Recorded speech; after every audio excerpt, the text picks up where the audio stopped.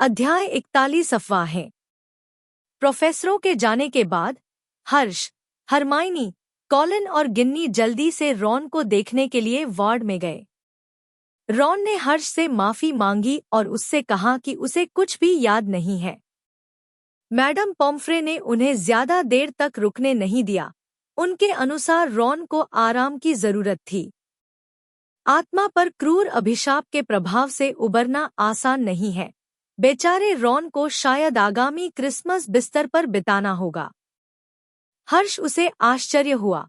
उसने सोचा कि वे और अधिक जानकारी प्राप्त करेंगे। हर्ष डंबलडोर को टॉम रिडल और डायरी के बारे में बताना चाहता था, लेकिन उसने कुछ नहीं कहा। वह नहीं जानता था कि वह वोल्डेमॉर्ट और हॉर्क्रक्स के बारे में जो कुछ जानता था उसे कैसे समझाए।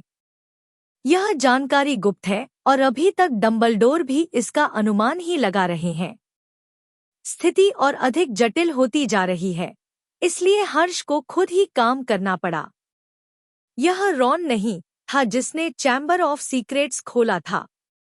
एक कमजोर इरादों वाले जादूगर को नियंत्रित करने की कोशिश करना काफी आसान है, और टॉम के नियंत्रण में कोई भी व्यक्ति रॉन पर शक्तिशाली अभिशाप का उपयोग कर सकता है। रॉन का कई लोगों से संपर्क था। हर्ष एक-एक करके उनकी जांच नहीं कर सकता, तो वह पहले स्थान पर वापस आ गया है। रॉन, जो क्रूर अभिशाप के अधीन था, ने एक संक्षारक अभिशाप और हत्या मंत्र का इस्तेमाल किया, जिसका अर्थ है कि टॉम को उस पर संदेह हो गया है और वह उससे छुटकारा पाना चाहता है। हर्ष ने अपने संदेह को अपने आसपास के सभी लोगों पर स्थानांतरित कर दिया, लेकिन लगभग हर कोई संदिग्ध था। अगले कुछ दिनों में स्कूल ने अपनी सतर्कता बढ़ा दी। प्रोफेसर अक्सर गलियारों में गश्त करते थे और छात्रों को ले जाते थे। स्लिथेरिन का उत्तराधिकारी काफी बुरा था, लेकिन अब वहां बहुत बड़ा अभिशाप है। युवा जादूगर सच्चाई से अनजान थे। वे रॉन के लापता होने पर चर्चा कर रहे थे। लोग यह देखने के लिए अस्पताल के विंग में झांकते रहे कि कहीं उन पर हमला तो नहीं हुआ। मैडम पॉम्फ्रे को बिस्तर के चारों ओर पर्दा लगाना पड़ा। प्रोफेसर मैकगोनागल ने घोषणा की कि रॉन की छड़ी उल्टी पड़ गई और उसे बहुत बुरा श्राप मिला, लेकिन किसी ने इस पर विश्वास नहीं किया। लोग इस बात से सहमत थे कि रॉन पर हमला किया गया था। स्कूल में अफवाहें फैल गईं और युवा जादूगर इस बारे में बात कर रहे थे कि स्लिथेरिन का उत्तराधिकारी कौन है। लोगों को यकीन था कि हैरी ही उत्तराधिकारी है, खासकर जब उसने उजागर किया कि वह द्वंद्वयुद्ध क्लब में पार्सेलमाउथ है। इससे हैरी को बहुत बुरा लगा। वह जस्टिन से बात करना चाहता था कि क्या हुआ, लेकिन वह हैरी से बच रहा था। शुक्रवार शाम को हर्ष और हरमाइनी लाइब्रेरी में हॉगवर्ट्स मैजिक के अगले अंक की तैयारी कर रहे थे। तभी उन्होंने कई हफलपफ छात्रों को किसी बात पर कानाफूसी करते देखा। हर्ष और हरमाइनी ने एक दूसरे को देखा और करीब आ गए। वैसे भी मैंने जस्टिन से कहा कि वह अपने कमरे में छिप जाए और पॉटर को उसे ढूंढने न दे, एक मोटे लड़के ने कहा। मेरा मतलब है, अगर पॉटर उसके लिए बाहर है तो बेहतर होगा कि वह कुछ समय के लिए छिप जाए। लेकिन क्यों? चूंकि जस्टिन ने गलती से हैरी को बताया कि वह एक मुगल पैदा हुआ था, इसलिए संभावना है कि हैरी उसके बाद आएगा, एक लड़के ने कहा। हाँ, हफलपफ के कुछ छात्रों ने सिर हिलाते हुए कहा। लेकिन एर्नी, क्या आप निश्चित हैं कि वह स्लिथेरिन का वंशज है? आप अभी भी नहीं समझे। वह पार्सेलमाउथ है और हर कोई जानता है कि यह एक अंधेरे जादूगर का लक्षण है। क्या आपने कभी किसी अच्छे जादूगर के बारे में सुना है जो सांपों से बात कर सकता है? लेकिन वह मिलनसार लगता है, किसी अंधेरे जादूगर की तरह नहीं, सुनहरे बालों वाली एक लड़की ने कहा। हन्ना, एर्नी ने गंभीरता से कहा, वह सांपों की भाषा बोल सकता है और जब भी कोई हमला होता है तो वह घटनास्थल पर सबसे पहले आता है। यह सुनकर वे कानाफूसी करने लगे। क्या आपको अभी भी दीवार पर लिखे शब्द याद हैं? एर्नी ने कहा। बिल्ली ने पॉटर को तीसरी मंजिल पर लड़की के बाथरूम में प्रवेश नहीं करने दिया और पेनेलोप बाथरूम के बाहर पॉटर से मिली थी और फिर वह कराहती मर्टल के साथ डर गई थी। लेकिन पॉटर को महिलाओं के बाथरूम में क्यों जाना पड़ता है? कौन जानता है, शायद वह वहां दुष्ट जादू का अभ्यास कर रहा है या चैम्बर ऑफ सीक्रेट्स का प्रवेश द्वार वहां है, एर्नी ने कहा। हर्ष सुन रहा था और हैरान था। किसने सोचा होगा कि एर्नी की बकवास वास्तव में सही थी? चलो एर्नी, इसका कोई मतलब नहीं है, हन्ना ने झिझकते हुए कहा। पॉटर के अलावा ग्रेंजर और हर्ष भी बिल में फिट हो सकते हैं, लेकिन वे स्लिथेरिन के वंशज नहीं हो सकते क्योंकि उनके माता पिता मुगल हैं। जब उन्होंने हन्ना की बातें सुनी तो कई लड़कियों ने झट से सिर हिलाया। वे कुम्हार के सहायक हैं, एर्नी ने कहा। हर्ष एक सामान्य प्रथम वर्ष नहीं है, वह एक समाचार पत्र भी चलाता है और उसके शाप, मैं कहूंगा कि कोई भी प्रथम वर्ष उसके प्रतिद्वंद्वी नहीं है। लेकिन मुझे लगता है कि वह सुंदर है। उसकी शक्ल से मूर्ख मत बनो, हन्ना, एर्नी ने अपनी आवाज धीमी करते हुए कहा। हफलपफ्स एक साथ करीब आ गए। रॉन को देखो, जिस पर हाल ही में हमला किया गया था। उसने पहले उन्हें रोकने की कोशिश की थी लेकिन उस पर हमला कर दिया गया। लेकिन प्रोफेसर मैकगोनागल ने कहा कि यह उनकी छड़ी के कारण हुआ था। एक छड़ी का उल्टा असर लोगों को बिस्तर पर नहीं रखेगा। और एक और बात, इस बारे में सोचे कि हैरी ने उस व्यक्ति को कैसे हरा दिया जिसका नाम नहीं लिया जाना चाहिए। वह बमुश्किल सुनाई देने वाली आवाज में फुसफुसाया। कोई नहीं जानता कि जब उस पर हमला हुआ तो वह कैसे बच गया। आप सभी ने हर्ष का लेख देखा होगा। उसे मर जाना चाहिए था ताकि केवल वास्तव में शक्तिशाली अंधेरे जादूगर ही उस जादू से बच सकें। शायद यही कारण है कि जिसका नाम नहीं लिया जाना चाहिए, उसने उसे मारने की कोशिश की। अब केवल हफलपफ बचा है और मैं अगले हमले के बारे में कहने का साहस कर रहा हूँ। हरमाइनी अब इसे बर्दाश्त नहीं कर सकी। वह शेल्फ के पीछे से बाहर चली गई और हर्ष ने जल्दी से उसका पीछा किया। इसके बाद उन्होंने जो दृश्य देखा वह बेहद हास्यास्पद था। उसने देखा कि प्रत्येक हफलपफ भयभीत हो गया और एर्नी का चेहरा काला पड़ गया। आपने हमारी बात सुनी, एर्नी ने जल्दी से कहा। मैं आपको यह भी बता सकता हूँ कि आप 9 पीढ़ियों तक पीछे जाकर देख सकते हैं कि मेरी रक्तधारा किसी अन्य की तरह शुद्ध है, इसलिए खराब, हरमाइनी ने तिरस्कारपूर्वक मुंह फेरते हुए कहा। मुझे इसकी परवाह नहीं है कि आपकी वंशावली किस प्रकार की है, हर्ष ने झुकते हुए एर्नी की ओर तिरछी नजर से देखते हुए कहा। सुनो, अगर तुम अभी भी इस अफवाह को सार्वजनिक रूप से फैला रहे हो, भले ही मैं स्लिथेरिन का उत्तराधिकारी नहीं हूँ, मैं तुम्हें फिल्च की बिल्ली की तरह बना सकता हूँ। जब एर्नी ने हर्ष से ये शब्द सुने तो वह पूरी तरह से भयभीत हो गया। अध्याय 42 क्रिसमस उपहार। उन्होंने यह उल्लेख नहीं किया कि लाइब्रेरी में हैरी के साथ क्या हुआ था, लेकिन जो कुछ भी हुआ वह जंगल की आग की तरह फैल गया। अब लगभग हर कोई उनसे बच रहा है। ऐसा लगता है जैसे उनमें नुकीले दांत उगाए हों और उनसे जहर टपक रहा हो। सोमवार की सुबह जब हर्ष, हैरी और हरमाइनी एक साथ बैठे थे, लोग कानाफूसी कर रहे थे और तीनों पर उंगलियां उठा रहे थे। यह हास्यास्पद है, लेकिन रॉन ने जो किया उसके लिए मुझे खेद है, फ्रेड ने आगे बढ़ते हुए कहा। हाँ, हैरी ने जॉर्ज का अनुसरण किया। आप सभी को भयभीत कर देते हैं और स्नैप हमेशा यही चाहता था। यह हास्यास्पद नहीं है। हर्ष अब भयानक मूड में था। पूछताछ के अलावा हॉगवर्ट्स मैजिक अखबार की बिक्री और भी कम हो गई थी। खुश रहो हर्ष, फ्रेड ने हर्ष के कंधों को थपथपाते हुए कहा। हमारे आइटम भी खराब बिक रहे हैं, लेकिन हम कुछ नहीं कर सकते। जॉर्ज ने कहा, इस कठिन समय में हमें थोड़ी हंसी की जरूरत है। नाश्ता खत्म करने के बाद फ्रेड और जॉर्ज हैरी के सामने आए और चिल्लाएं, सबसे दुष्ट जादूगर स्लीथेरिन के वारिस को रास्ता दो। यह हास्यास्पद नहीं है, पर्सी ने क्रोधित दृष्टि से कहा। पर्सी को बुलाओ, हैरी तनावग्रस्त है, फ्रेड ने कहा। हाँ, वह चैम्बर ऑफ सीक्रेट्स में जाएगा और अपने दंतहीन नौकरों के साथ चाय पिएगा, जॉर्ज हंसे। इसे फ्रेड और जॉर्ज ने मजाक समझा। गिन्नी उन्हें रोकना चाहती थी। हैरी को कोई आपत्ति नहीं है, कम से कम जुड़वा बच्चों को लगता है कि यह सोचना हास्यास्पद था कि वह स्लिथेरिन का उत्तराधिकारी था।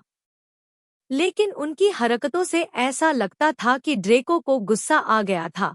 हर बार जब वह उन्हें ऐसा करते देखता था तो उसका चेहरा ऐसा लगता था जैसे वह उन्हें मारने जा रहा हो। जब वे अस्पताल के वार्ड में रॉन से मिलने गए तो उन्होंने उसे जो कुछ हुआ था उसके बारे में बताया। ऐसा लगता है कि रॉन अच्छी तरह से ठीक हो गया है, रॉन ने कहा। आप जानते हैं कि माल्फॉय किसी भी तरह से दूसरों से आगे निकलने से कितना नफरत करता है। अब हैरी को आप जानते हैं। हरमाइन ने संतोषजनक स्वर में कहा, पॉलीजूस पोषण तैयार होने में ज्यादा समय नहीं लगेगा। काश मैं जा पाता, लेकिन मैडम पॉम्फ्रे ने जोर देकर कहा है कि मैं क्रिसमस के अंत तक यहीं रुकूं। चिंता मत करो, हम तुम्हारे साथ रहेंगे रॉन। 3 दिन बाद सेमेस्टर खत्म हो जाएगा। जो कुछ हुआ है उसे देखते हुए अधिकांश जादूगरों ने घर जाने का विकल्प चुना है। महल के अंदर की बर्फ अधिकतर किसी के द्वारा अछूती थी। इससे हैरी ने राहत की सांस ली। वह स्लिथेरिन का उत्तराधिकारी कहकर किसी के साथ छेड़छाड़ किए बिना घूमने के लिए स्वतंत्र था। हर्ष ने भी अपना शोध बंद कर दिया है। उसे अभी भी मुर्गे की बांग को पुनः उत्पन्न करने के लिए कोई मंत्र नहीं मिला है। इससे भी बुरी बात यह थी कि हाग्रिड का मुर्गा लगभग मर चुका था। हैग्रिड ने कहा कि या तो एक लोमड़ी या एक पिशाच उसके मुर्गे पर हमला कर रहा था। हरमाइनी ने जोर देकर कहा कि यह अजीब था। उसे नहीं पता कि उसने अभी तक कुछ नोटिस किया है या नहीं। सुबह जब वे रॉन से मिलने गए तो उन्होंने देखा कि कई लोग चैम्बर से जुड़ी बातों पर चर्चा कर रहे हैं। दोपहर के भोजन के बाद हर्ष और हैरी ने द्वंद्वयुद्ध का अभ्यास किया, जबकि हरमाइनी एक किताब पढ़ने के लिए पुस्तकालय में गई। उनमें से कुछ को छोड़कर कॉलिन, गिन्नी, फ्रेड और जॉर्ज स्कूल में रुके थे। वे महल के बाहर एक स्नोमैन बना रहे थे। पर्सी को छात्र के व्यवहार की कोई परवाह नहीं थी। वह अक्सर स्कूल अस्पताल जाता था। रॉन को आश्चर्य हुआ कि वह उसके बारे में इतना चिंतित था क्योंकि वह उसे देखने के लिए अस्पताल आया था, किसी भी अन्य व्यक्ति से ज्यादा, भले ही रॉन के पास उससे कहने के लिए बहुत कम था। पर्सी अक्सर स्कूल अस्पताल जाता था और वह गर्व से दूसरों को बताता था कि वह क्रिसमस के लिए केवल इसलिए रुका क्योंकि वह एक उत्कृष्ट छात्र था और उसने इस अशांत अवधि के दौरान शिक्षकों की मदद की और रॉन को देखकर उसे परेशानी में पड़ने से बचाया। रात्रिभोज के समय हर्ष ने माल्फॉय को उसके 2 साथियों क्रैबे और गोयल के साथ देखा, लेकिन वह यह देखकर आश्चर्यचकित रह गया कि जस्टिन वास्तव में छुट्टियों के लिए रुका था। जस्टिन भयानक लग रहा था। उन्हें देखने के बाद वह और भी भयानक लग रहा था। ऐसा लग रहा था जैसे वह अभी भी चिंतित था कि हैरी उस पर हमला करने जा रहा था। हैरी माफी मांगना चाहता था लेकिन वह कभी सफल नहीं हुआ। जब जस्टिन ने हैरी को आते देखा तो उसने मेज से ब्रेड के कुछ टुकड़े उठाए और जितनी तेजी से भाग सकता था बाहर भाग गया, जिससे हैरी का मूड खराब हो गया। अगली सुबह हर्ष को कॉलिन ने जगाया। हर्ष, मुझे जादुई कैमरा देने के लिए धन्यवाद। यह महंगा रहा होगा, कॉलिन आश्चर्यचकित स्वर में चिल्लाया। हर्ष ने कॉलिन को अपने बिस्तर पर बैठे हुए अपने उपहार खोलते हुए देखा। उसे लगता है कि उसके बिस्तर के सामने भी कुछ उपहार रखे हुए हैं। उनके माता-पिता ने उनके लिए निम्बस 2001 का ऑर्डर दिया था। ऐसा लगता है कि वे चाहते हैं कि वह खेलों में भाग ले। नोट: कौन भूल गया कि उसके माता पिता थे क्योंकि मेरे थे। कॉलिन ने उन्हें एक साथ खड़े सभी लोगों की तस्वीर दी, जिससे हॉगवर्ट्स मैजिक अखबार को मदद मिली। लॉकहार्ट का उपहार भी एक तस्वीर थी, लेकिन यह लॉकहार्ट की हस्ताक्षरित तस्वीर थी। हर्ष इसे हरमाइनी को देने के लिए तैयार था। हैग्रिड ने उसे फ्च की एक बड़ी चीज दी, लेकिन वह लगभग चट्टान जितनी कठोर थी। रॉन ने उसे how to better manage a magic newspaper नामक पुस्तक दी, और हैरी और हरमाइनी ने उसे एक पुस्तक भेजी, क्विडिच के बुनियादी नियम और द्वंद्वों का रहस्य, मंत्रों की एक विस्तृत सूची। ऐसा लगता है कि उनके इतना पढ़ने से उनके मन पर गहरी छाप पड़ी है। फ्रेड और जॉर्ज ने अपने कुछ नवीनतम चुटकुले उत्पाद उसे भेजे, और जैसे ही दोनों डायगन एले में सहमत हुए, गिन्नी ने उसे शानदार गुणवत्ता की एक काली डायरी दी। हर्ष ने बाद में हॉरक्रक्स बनाना पसंद किया होगा। श्रीमती वीसली ने रॉन की मदद करने के लिए धन्यवाद देते हुए उसे एक कार्ड के साथ हाथ से बुना हुआ स्वेटर दिया। उन्हें डंबलडोर से पता चला था कि क्या हुआ था, और यदि हर्ष को रॉन ने मार दिया होता तो परिणाम विनाशकारी होते।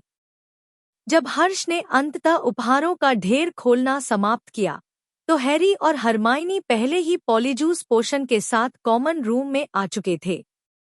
वे तीनों रॉन को ढूंढने और अपनी योजना पर अमल करने के लिए स्कूल अस्पताल गए। यह सुनिश्चित करने के बाद कि कोई खामी नहीं है, उन्होंने आज रात कार्रवाई करने और माल्फॉय से स्पष्ट उत्तर प्राप्त करने का निर्णय लिया। अध्याय 43 स्लिथेरिन के कॉमन रूम में। ग्रेट हॉल में क्रिसमस पार्टी चल रही थी और यह शानदार लग रही थी। वहां सुंदर चांदी के दिखने वाले क्रिसमस पेड़ थे और छत को मिस्टलेटो और होली से सजाया गया था। छत बर्फ के स्पर्श को शुष्क और गर्म बनाने के लिए मंत्रमुग्ध थी। हर्ष और हैरी ने अभी-अभी अपना तीसरा पुडिंग खत्म किया था। हरमाइन उन्हें अपनी योजना शुरू करने के लिए बड़े हॉल से बाहर ले गई।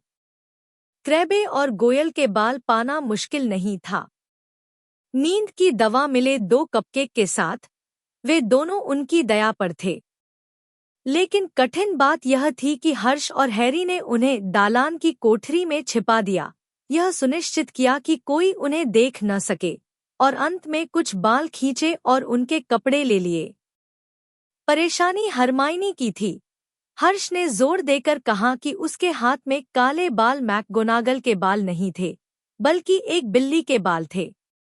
असंभव, हर्ष, हरमाइनी ने जिद करते हुए कहा, मुझे उसके कपड़ों से यही मिला। लेकिन उसका एनिमेगस रूप एक बिल्ली है, आपके पास उस रूप के बाल हैं, क्योंकि यह लगभग उसके जैसा ही है, इसलिए सावधान रहें।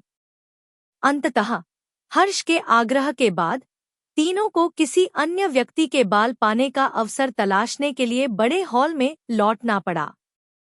जब उन्होंने पैसी पार्किंसन को मेज से उठकर स्नैप की ओर जाते देखा, तो हरमाइनी ने जल्दी से उसका सिर काट दिया, और इससे पहले कि दूसरे को कुछ कहने का मौका मिले, उसके कुछ बाल खींच लिए।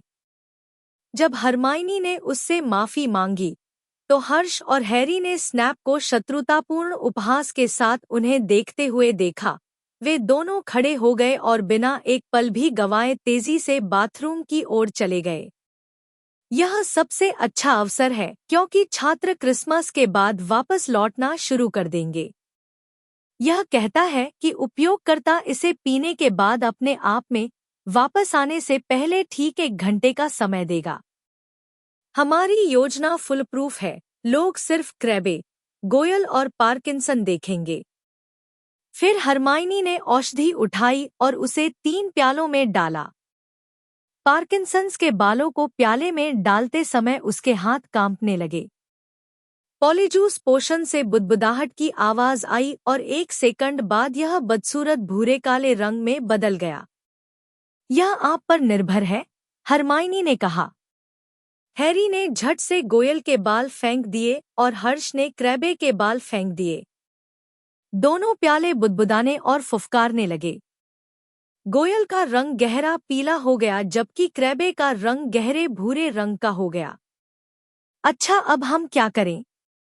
हैरी ने पूछा। बेशक हम इसे पिएंगे, हरमाइनी ने घबराते हुए कहा। उम्मीद है कि स्वाद बहुत बुरा नहीं है। चियर्स। हर्ष ने प्याला लिया और उसे एक ही घूंट में निगल लिया। फिर वह मुड़ा और निकटतम शौचालय में भाग गया। पॉलीजूस औषधि का स्वाद भयानक था। जब उसने इसे निगल लिया तो उसे अपने पेट, उंगली और पैर की उंगलियों में जलन महसूस हुई। उसे लगा जैसे वह पिघल जाएगा। उसकी त्वचा गर्म मोम के बुलबुले की तरह महसूस हुई जिसने उसे जमीन पर गिरा दिया। उसने देखा कि उसके हाथ बढ़ने लगे, उसकी उंगलियां मोटी हो गईं, उसके नाखून चौड़े हो गए और उसकी उंगलियां बोल्ट की तरह उभर गईं। जैसे ही हर्ष के कंधे खिंचे, उन्हें तीव्र दर्द होने लगा। उसके माथे पर झुनझुनी की अनुभूति ने उसे बताया कि उसका सिर बदल रहा है, और जैसे ही उसकी छाती सूज गई, उसका बागा फट गया। सब कुछ जल्दी जल्दी हुआ और जल्दी ही रुक गया। हालांकि किताब में उन्होंने इसके बारे में अनगिनत बार पढ़ा। क्रैबे बनने की भावना एक अवर्णनीय भावना है। हर्ष ने सहजता से अपनी छोटी वर्दी उतार दी और क्रैबे के कपड़े पहन लिए। तभी उसने गोयल की चिल्लाने की आवाज सुनी। क्या आप दोनों ठीक हैं? मैं ठीक हूं, हर्ष ने क्रैबे की आवाज में उत्तर दिया। हर्ष खुद को देखने के लिए दर्पण के पास गया। वह बिल्कुल क्रैबे जैसा लग रहा था। हैरी और हरमाइनी भी गोयल और पार्किंसन बन गए हैं। क्या आपने तलाश पूरी कर ली है? हम पहले ही 5 मिनट से अधिक का कीमती समय बर्बाद कर चुके हैं।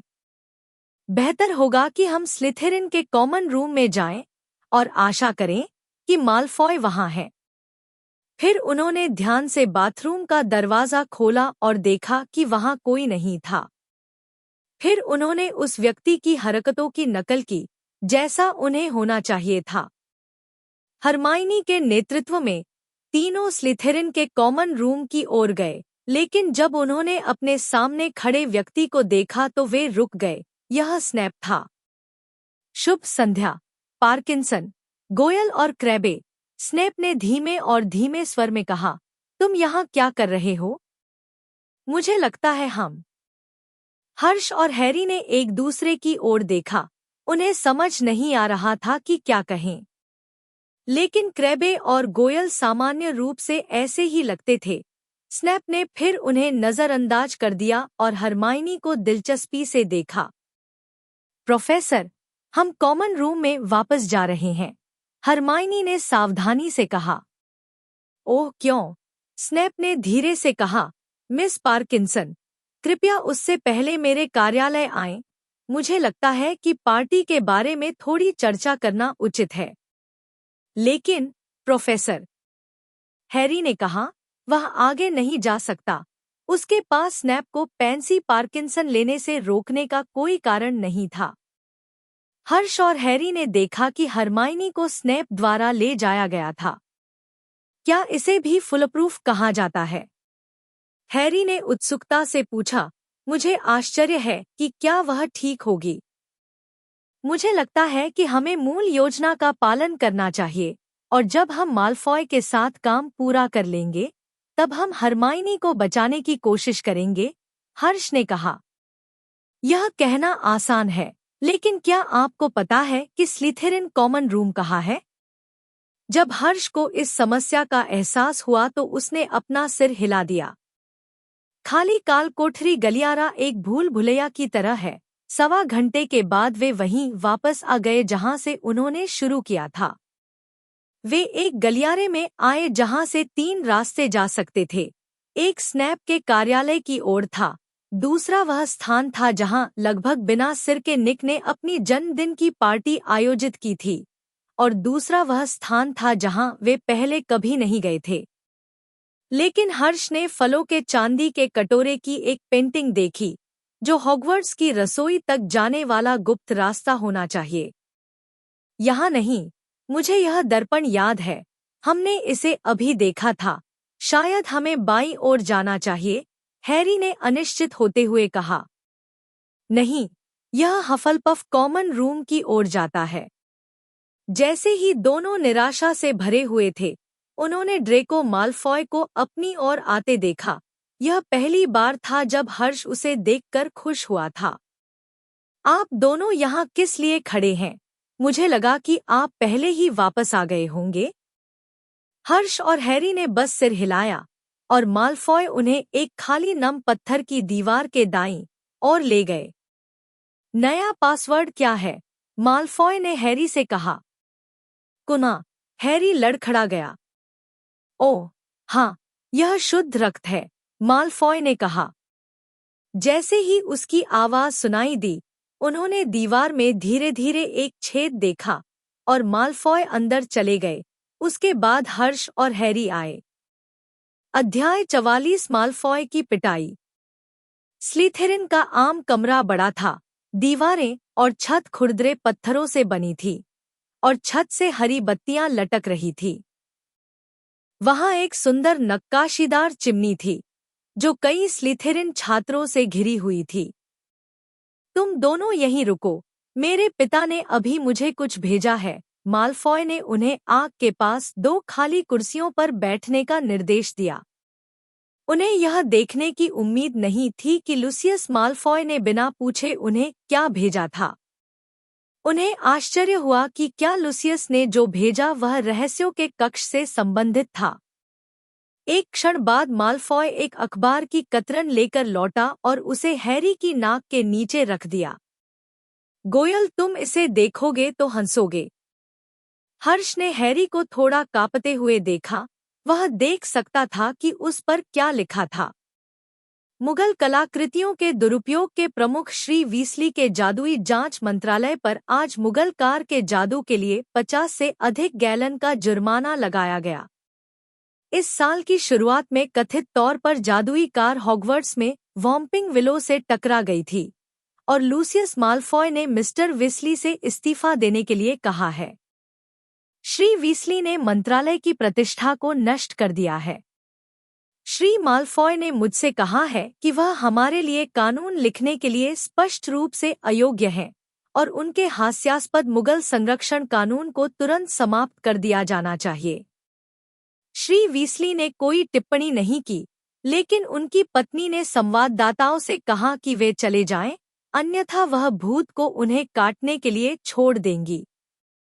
इस अखबार में पहले प्रकाशित एक लेख के अनुसार इसने मंत्रालय से कम उम्र के जादूगरों की सुरक्षा पर ध्यान देने को कहा। लेख की लेखिका मिस ग्रेंजर नाम की 12 वर्षीय लड़की थी। इसके बारे में क्या ख्याल है? जब हैरी ने माल्फॉय को क्लिपिंग वापस सौंपी तो उसने पूछा, क्या तुम्हें यह अजीब लगता है? हा हा हा, हर्ष और हैरी शुष्कता से मुस्कुराए। मुझे आश्चर्य है कि वीसली परिवार की अभिव्यक्ति कैसी दिखती है, क्योंकि यह अभिमानी मिट्टी के खून ग्रेंजर द्वारा लिखा गया एक लेख था। हर्ष को यकीन नहीं था कि मिस्टर वीसली को कैसा लगेगा, लेकिन उन्हें खुशी थी कि हरमाइनी ने उनका पीछा नहीं किया होता, अन्यथा वह दुखी होती। हमें उसे कल सुबह दैनिक पैगंबर पढ़ने के लिए मजबूर करने का एक तरीका खोजना होगा। खैर, मुझे यह सुनकर आश्चर्य नहीं हुआ कि वीसली पर हमला किया जा रहा है, माल्फॉय ने तिरस्कारपूर्वक कहा। वीसली परिवार के व्यवहार को देखो, वे विशुद्ध जादूगरों के लिए अपमानजनक हैं। हर्ष ने हैरी को पकड़ने की कोशिश की ताकि वह माल्फॉय को मारने की कोशिश न करे। आइए अब वीसली परिवार के बारे में बात न करें। आपको पता होना चाहिए कि रहस्यों का कक्ष किसने खोला है और स्लिथेरिन का उत्तराधिकारी कौन है। तुम्हें पता है, मैं नहीं जानता। गोयल, मेरे पास तुम्हें बताने के लिए कितना समय है? माल्फॉय ने कहा। पिताजी ने मुझे यह नहीं बताया कि पिछली बार इसे कब खोला गया था। वह अभी पैदा नहीं हुआ था, लेकिन वह सब कुछ जानता है। उन्होंने मुझे बताया कि यह एक रहस्य था और अगर मैं बहुत कुछ जानता तो यह संदिग्ध होगा। लेकिन पिछली बार जब रहस्य का कक्ष खोला गया तो कीचड़ का खून बह गया। हम जानते हैं कि यह मोर्निंग मर्टल था, हर्ष ने कहा। बेशक, मैंने तुमसे कहा था, माल्फॉय ने कहा, यह केवल समय की बात है। मुझे उम्मीद है कि यह ग्रेंजर या मेसन है, वह भी एक उत्कृष्ट विकल्प है। हैरी बुरी तरह कांपने लगा जबकि हर्ष ने खुद को माल्फॉय को पीटने से रोकने के लिए गहरी सांस ली। क्या आप जानते हैं कि जिस आदमी ने पिछली बार चैम्बर खोला था वह पकड़ा गया था? ऐसा कहा गया कि उसे पकड़ लिया गया और निष्कासित कर दिया गया। माल्फॉय ने कहा, आप जांच कर देख सकते हैं, जो कोई भी है, वे शायद अभी भी अज़्काबान में हैं। हर्ष को याद आया जब उन्हें पता चला कि निष्कासित छात्र हैग्रिड था, लेकिन हैग्रिड वास्तव में निर्दोष था। माल्फॉय, तुम्हारे पिता को जरूर कुछ पता होगा। हर्ष ने सावधानी से पूछा, क्या आप मुझे बता सकते हैं कि वह हाल ही में किसके संपर्क में रहा है? शायद यह हमें यह पता लगाने में मदद करने के लिए एक सुराग हो सकता है कि उत्तराधिकारी कौन है। आपका क्या मतलब है, क्रैबे? माल्फॉय ने उसकी ओर देखा और जोर से कहा, क्या आप मेरे पिता के दोस्तों के स्वाद पर संदेह कर रहे हैं? वीसली के विपरीत, मेरे पिता वास्तविक शुद्ध रक्त जादूगरों के संपर्क में हैं। लेकिन हालांकि मैं वारिस की मदद करना चाहता हूँ। पिताजी ने मुझसे कहा कि मैं सुर्खियों में न रहूं। माल्फॉय ने कहा, लेकिन आप जानते हैं कि दैनिक भविष्यवक्ता ने अभी तक हमलों की सूचना नहीं दी है, जिससे मुझे आश्चर्य हुआ। शायद यह रिपोर्ट करने लायक नहीं है, क्योंकि वे केवल डरे हुए हैं और डंबलडोर इसे जल्द ही ठीक कर देंगे। हाँ, यह डंबलडोर ही होगा जो सब कुछ छिपा रहा है, माल्फॉय ने कहा। मुझे उम्मीद है कि सब कुछ जल्द ही उजागर हो जाएगा। मेरे पिता ने कहा था कि डंबलडोर को हेडमास्टर बनाना स्कूल में अब तक हुई सबसे बुरी बात थी। डंबलडोर को मुगलों को पसंद है। एक सभ्य हेडमास्टर कभी भी मेसन और ग्रेंजर जैसे लोगों को स्कूल में नहीं आने देगा। डंबलडोर सर्वश्रेष्ठ हेडमास्टर हैं। ग्रेंजर अपनी कक्षा में प्रथम है और मेसन के मंत्र महान हैं। वह एक ठेठ ग्रिफिंडोर है। वह असभ्य घर बिल्कुल भयानक है, माल्फॉय ने शातिर तरीके से कहा, विशेष रूप से वह मिट्टी का खून वाला मेसन। उसने मुझ पर हमला करने की हिम्मत की। मैं उसे जल्द या बाद में भुगतान करूंगा। मंत्र के अलावा वह एक अखबार भी चलाते हैं। मुझे लगता है कि मिट्टी का खून घुटनों के बल बैठ गया और पॉटर के जूतों को चाट गया ताकि पॉटर उसे उस घटिया अखबार में पॉटर की मां का लेख डालने देने के लिए सहमत हो जाए। माल्फॉय ने अतिशयोक्तिपूर्ण ढंग से कहा, यह पॉटर की मां की मृत्यु से लोगों को आकर्षित करना था और पॉटर को हास्यास्पद दाग देने के अलावा महिला केवल दिखावा ही कर सकती है। मुझे स्वीकार करना होगा कि माल्फॉय की गर्दन में दर्द है। जब हैरी के मुखिया माल्फॉय ने अपनी मां का अपमान किया तो वह सेब की तरह लाल हो गया। आज रात तुम्हें क्या हुआ? माल्फॉय ने उन्हें अजीब नजरों से देखते हुए पूछा। कुछ नहीं, मैंने बस तुम्हें बहुत देर तक सहा है, हर्ष ने कहा और उसने अपनी उंगलियां चटकाईं और माल्फॉय को बुरी नजर से देखा। क्रैबे, तुम क्या कर रहे हो? माल्फॉय को अचानक बहुत बुरा महसूस हुआ। यह आसान है, मैं तुम्हें पीटने जा रहा हूँ। जैसे ही हर्ष ने समाप्त किया, उसने माल्फॉय पर एक मुक्का मारा। हैरी एक क्षण के लिए रुका और फिर उसने एक मुक्का मारा। उन दोनों के मुक्का मारने से माल्फॉय को वापस लड़ने का मौका भी नहीं मिला। अध्याय 45 तीसरा हमला। आग के पास बैठे कुछ स्लिथेरिन छात्र गोयल और क्रैबे को माल्फॉय की पिटाई करते हुए देख रहे थे। हे भगवान, आप क्या कर रहे हैं? 5वें वर्ष के एक छात्र ने आश्चर्यचकित होकर पूछा। मैं उससे तंग आ गया हूँ, हर्ष चिल्लाया। हाँ, मैं भी, हैरी ने जोर से उत्तर दिया। दोनों लोग क्रोधित हो गए। हर्ष ने माल्फॉय को फिर से लात मारी। अचानक वे स्लिथेरिन कॉमन रूम से बाहर निकल गए और तीसरी मंजिल के बाथरूम की ओर भाग गए। हर्ष, यह बहुत अच्छा था। सुनिश्चित करें कि आसपास कोई न हो, हैरी ने मुस्कुराते हुए कहा। वह मेरे जीवन का अब तक का सबसे अच्छा क्रिसमस उपहार था, क्रिसमस के दिन माल्फॉय को हराकर। हर्ष ने कहा। माल्फॉय के चेहरे को देखकर मेरी इच्छा थी कि मैं एक तस्वीर ले पाता और उसे अखबार में डाल देता। लेकिन हम कुछ ज्यादा ही आवेगी थे। उत्साह कम होने पर हैरी ने कहा, पॉलीजूस औषधि बनाने से लेकर स्लीथेरिन छात्रों में बदलने और माल्फॉय की पिटाई करने तक सब कुछ स्कूल के नियमों का गंभीर उल्लंघन है। यदि हम पकड़े गए तो हमारा निष्कासन निश्चित है। चिंता मत करो, कोई नहीं जानता कि हमने यह किया है, हर्ष ने कहा।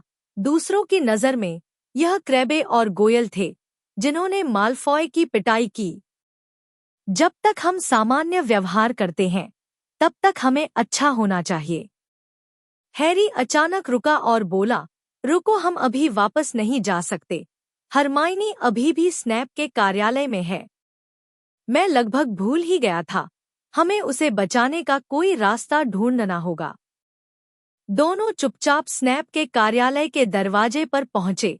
उन्होंने सुना लेकिन अंदर कोई आवाज नहीं थी। हर्ष ने धीरे से कहा, मैं कुछ भी नहीं सुन सकता। हैरी ने कहा, शायद हम स्नैप को बाहर निकालने के लिए हंगामा पैदा कर सकते हैं। आवाज पड़ते ही उसने देखा कि वे वापस कपड़े बदल रहे थे। उनका समय समाप्त हो गया था, जहां दोनों धीरे धीरे वापस अपने आप में बदल रहे थे। यह भयानक था, और इससे भी बदतर, हरमाइनी अभी भी स्नैप के कार्यालय में था। स्नैप की ठंडी निगाहों के नीचे हरमाइन के खुद में वापस आने के बारे में सोचना भयानक था। नहीं, समय नहीं है, हर्ष ने लात मारकर दरवाजा खोलते हुए कहा। फिर उन्होंने देखा कि स्नैप अपने डेस्क पर चेहरे पर डरावनी मुस्कुराहट के साथ बैठा है और उसके सामने एक औषधि की शीशी है। हरमाइनी उसके सामने बैठी थी, वह चांद की तरह पीली थी। क्रैबे, गोयल, तुम यहाँ क्या कर रहे हो? स्नैप ने भयानक भौं के साथ उनकी ओर देखा।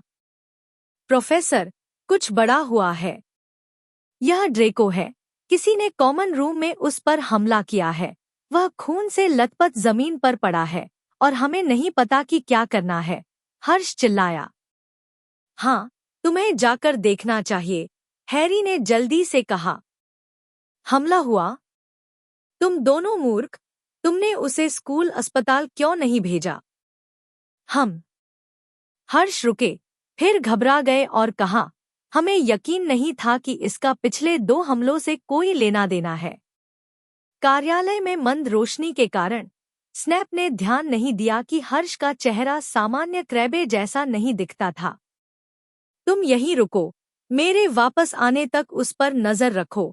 स्नैप ने अपनी छड़ी निकाली और स्लिथेरिन के कॉमन रूम की ओर भागा। चल दर, हैरी ने कहा। जब उन्होंने स्नैप को गायब होते देखा तो हैरी ने हरमाइनी को पकड़ लिया और भाग गए। धन्यवाद, हरमाइनी ने राहत की सांस लेते हुए कहा। उसने मुझे धमकी दी कि अगर मैंने उसे सच नहीं बताया तो वह मुझे वेरिटसेरम दे देगा। क्या यह सच होगा? हाँ, हरमाइनी ने सिर हिलाया, लेकिन उसने ऐसा नहीं किया।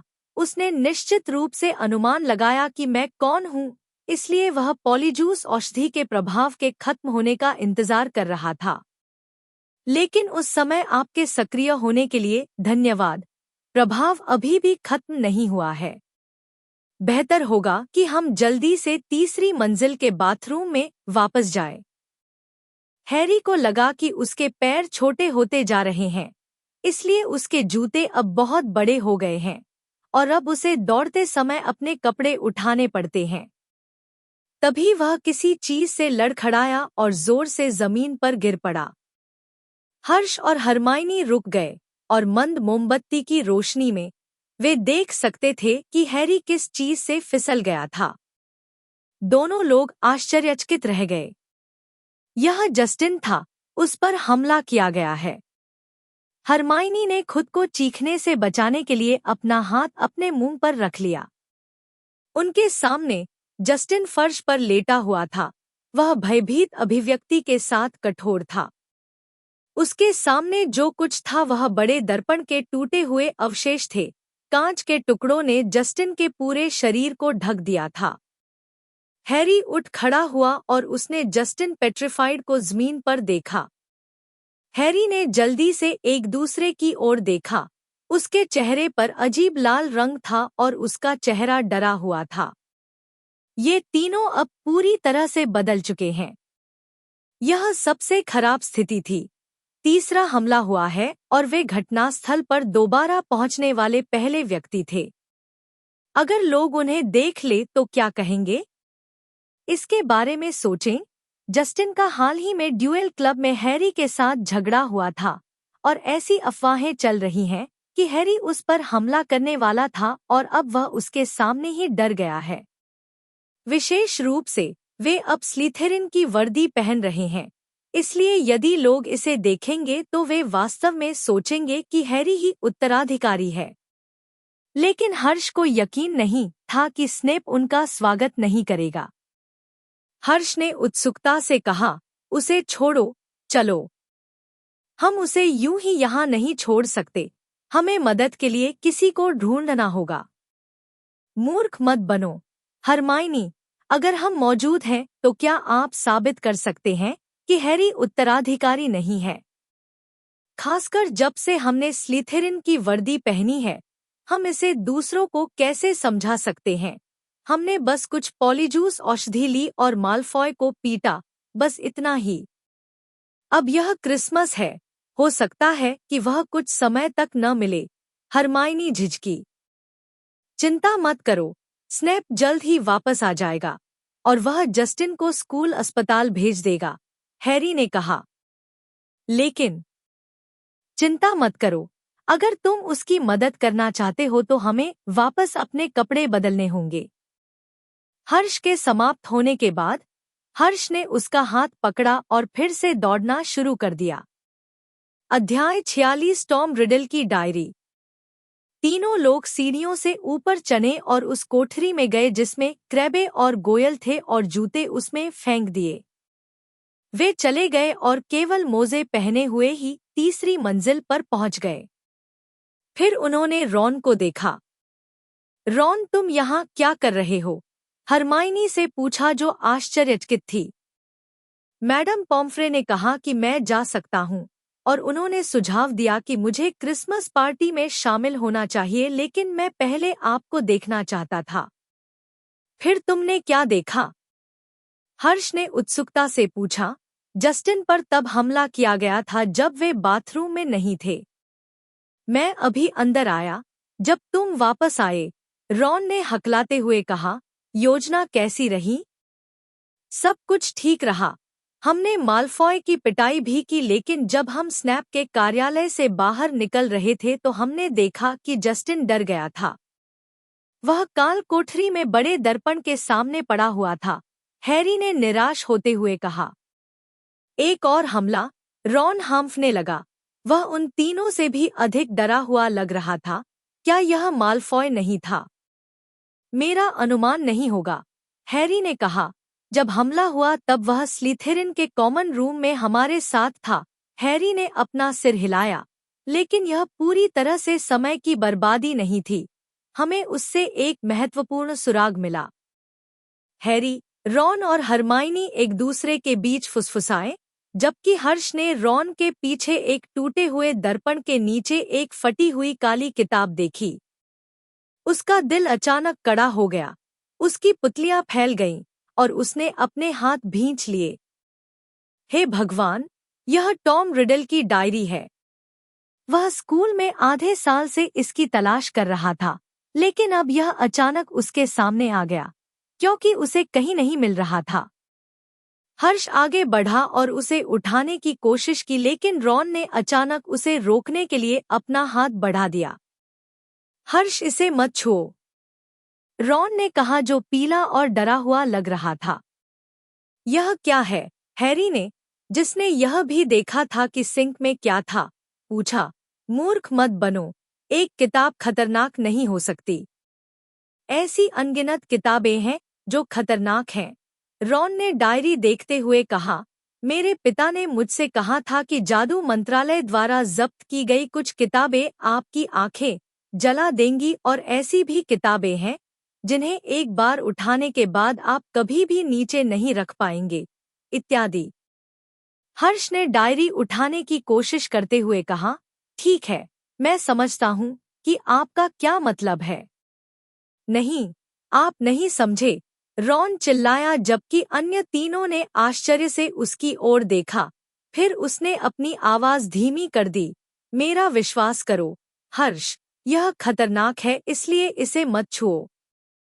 सावधान रहना एक उत्कृष्ट गुण है, लेकिन यह क्या है यह जानने के लिए हमें इसे पढ़ना होगा, है ना?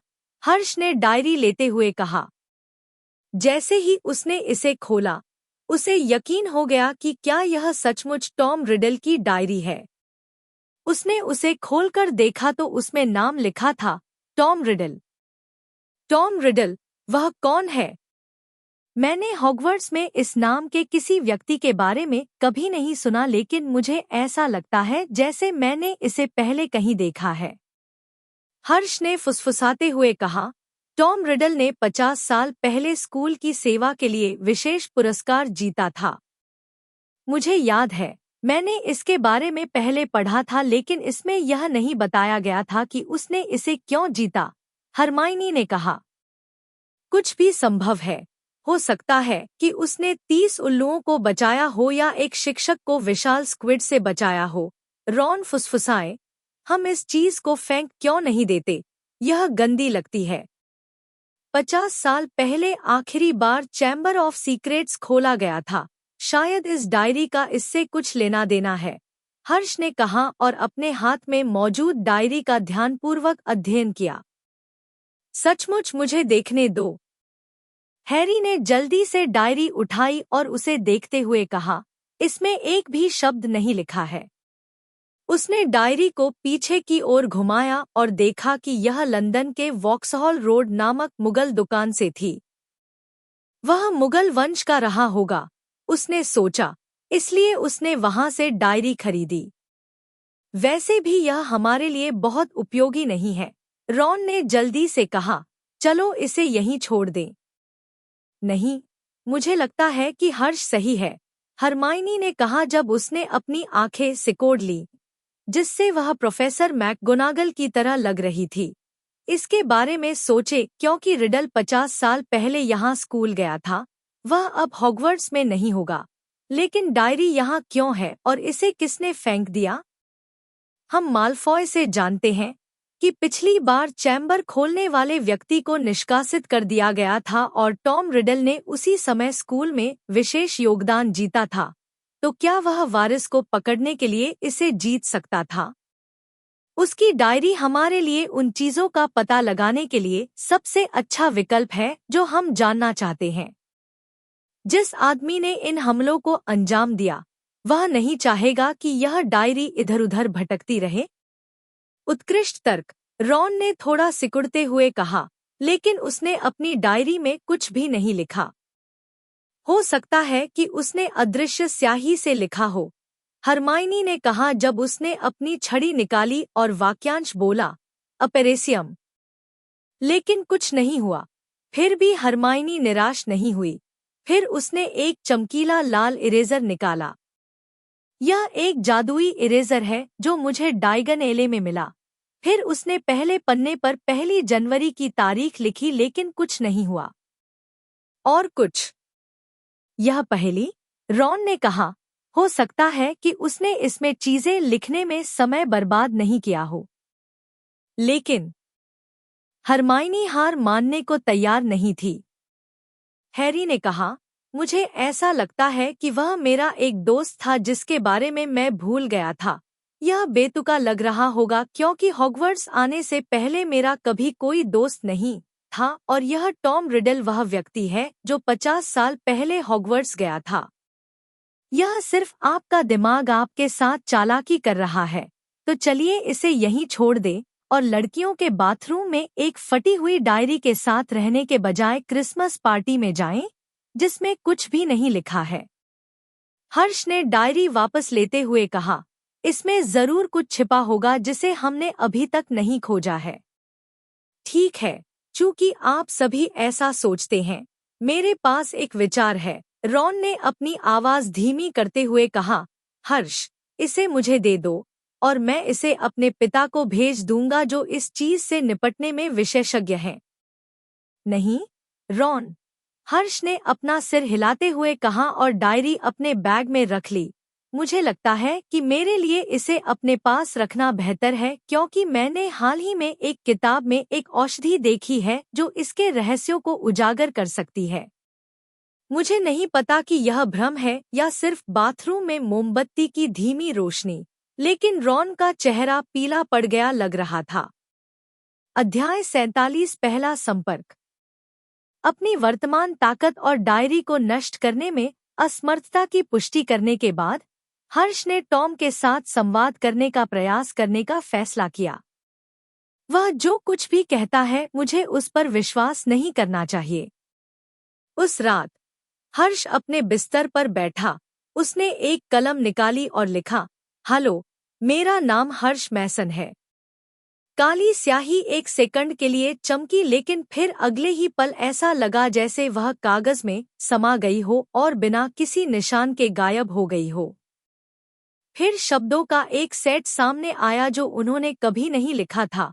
हेलो हर्ष मैसन, मेरा नाम टॉम रिडल है। आपको मेरी डायरी कैसे मिली? दूसरे व्यक्ति को प्रतिक्रिया देते देख हर्ष का दिल तेजी से धड़कने लगा। जब उन्होंने और लिखना शुरू किया तो शब्द गायब हो गए। हर्ष ने लिखा, ऐसा लगता है कि आपने किसी को नाराज कर दिया है, इसलिए उन्होंने आपकी डायरी शौचालय में फेंक दी जहां वह मुझे मिली।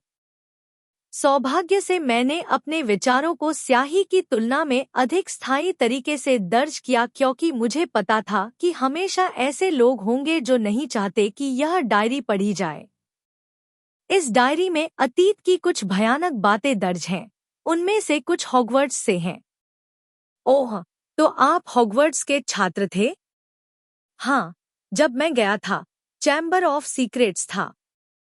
पहली खत्म होने से पहले हर्ष ने डायरी में लिखते हुए उसे रोका। बहुत बढ़िया, आप मेरे होमवर्क में मेरी मदद कर सकेंगे। होमवर्क? टॉम हैरान रह गया।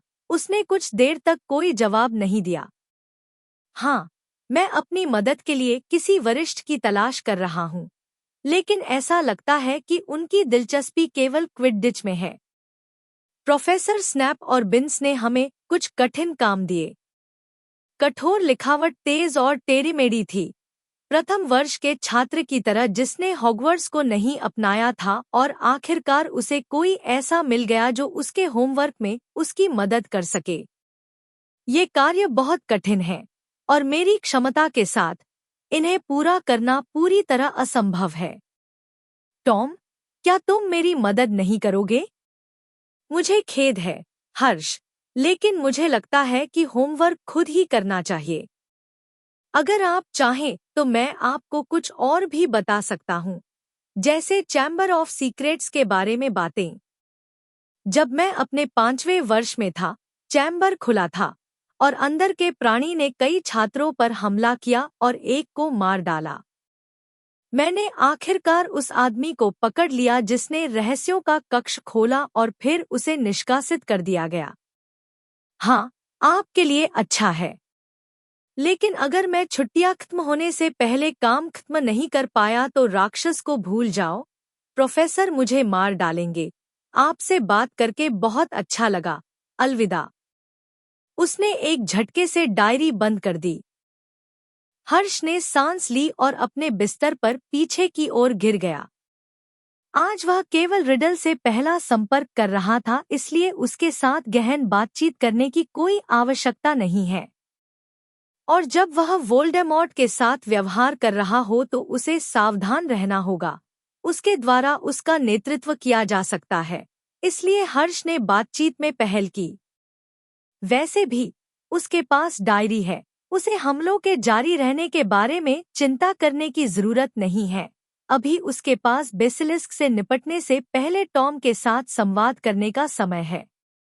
कुछ दिनों बाद सभी छात्र हॉगवर्ट्स लौट आए। जस्टिन पर हमला होने की खबर पहले ही पूरे हॉग्वर्ट्स में फैल गई और क्रिसमस द्वारा पैदा की गई कुछ खुशियां एक पल में गायब हो गईं। माहौल निराशाजनक था। सभी शिक्षकों और छात्रों के मन में दहशत भर गई। वे सभी अधिक सतर्क और संदिग्ध हो गए। जब तक परेशानी की जरा सी भी आहट होती, वे भाग जाते। हालांकि हैरी तीसरे हमले के लिए वहां नहीं था, लेकिन यह किसी को भी उस पर संदेह करने से नहीं रोकता है। विशेष रूप से पूछताछ के दौरान हैरी उन्हें यह नहीं बता सका कि उसने क्रिसमस पार्टी जल्दी क्यों छोड़ दी, जो बहुत संदेहास्पद है। अधिक से अधिक लोग एक दूसरे से कानाफूसी करने लगे और हफलपफ के अर्नेस्ट मैकमिलन ने कहा, जब से जस्टिन ने गलती से पॉटर को बताया कि वह मुगल जन्मा है, मैं इसकी उम्मीद कर रहा हूँ। लेकिन उनके ऐसा कहने से बुरी बात यह थी कि लोगों ने वास्तव में उन पर विश्वास किया, क्योंकि उन्हें लगा कि हर्ष और हरमाइनी हैरी के साथी थे और इससे उनके अखबार का प्रदर्शन और भी खराब हो गया। पीव्स को कोई मदद नहीं मिली क्योंकि वह भीड़ भरे हॉलवे में बार बार आता था और जोर जोर से गाता था, ओह पॉटर, तुम कुछ भी अच्छा नहीं कर रहे हो। तुम छात्रों को मारते हो और इसे बकवास समझते हो। उन्होंने गाना गाते समय डांस भी किया। कॉलिन, लूना और वीजली परिवार के अलावा लगभग किसी ने हर्ष, हैरी या हरमाइनी से संपर्क करने की हिम्मत नहीं की। ऐसा भी लगता है कि मालफॉय ने अनुमान लगाया था कि हर्ष और हैरी ने क्रिसमस के दिन उसकी पिटाई की थी, इसलिए वह हमेशा गोयल और क्रैबे को उनके चारों ओर ले जाता था, उन्हें उकसाता था, जैसे एक लकड़बग्घा हमला करने का मौका तलाश रहा हो। कक्षा के अलावा वे अपना अधिकांश समय पुस्तकालय में बिताते थे। हरमाइनी 50 साल पहले की किताबें खंगाल रही थी, यह पता लगाने की कोशिश कर रही थी कि कक्ष किसने खोला। उनका एकमात्र सुराग यह था कि उन्हें स्कूल से निकाल दिया गया था और अब तक अज़्काबान में रखा गया था। जहां तक हैरी और रॉन की बात है, उन्होंने टॉम रिडल के बारे में और अधिक जानने का फैसला किया, जिसे स्कूल की सेवाओं के लिए पुरस्कार मिला था। वह एक प्रीफेक्ट और हेड बॉय था। तुम्हें पता है कि वह पर्सी जैसा लगता है, रॉन ने भौहें चढ़ाईं। ऐसा लगता है कि वह एक उत्कृष्ट छात्र था, हरमाइनी ने कहा। हाँ, मैंने कभी नहीं सोचा था कि वह उस तरह का व्यक्ति होगा, रॉन ने उत्तर दिया। फिर उसने अपना सिर घुमाया और घबराहट से हर्ष की ओर देखा। डायरी पर आपकी जांच कैसी है? मैंने कुछ नहीं सीखा, हर्ष ने अपना सिर हिलाते हुए कहा। उसने सोचा कि अभी उन्हें रिडल के बारे में कुछ भी न बताना ही बेहतर होगा। जैसा मैंने कहा, यह सिर्फ एक नियमित डायरी है। मैं शायद ही इसे सामान्य कहूँगा। मैंने यह सुनिश्चित किया कि यह जलरोधक, अग्निरोधक और जादूरोधी हो। मुझे इसे नष्ट करने का कोई तरीका नहीं मिल रहा है। यह अच्छा है। रिडल अपनी डायरी को सुरक्षित रखना चाहता होगा, रॉन ने अस्वाभाविक अभिव्यक्ति के साथ कहा। अध्याय 48 दूसरा संपर्क। समय बीतता गया, पलक झपकते ही फरवरी आ गया। क्रिसमस पर टॉम रिडल के साथ अपनी संक्षिप्त बातचीत के बाद उन्होंने टॉम से दोबारा संपर्क करने की कोशिश नहीं की। हर्ष ने सोचा कि कुछ समय के लिए उसे अनदेखा करना आवश्यक है।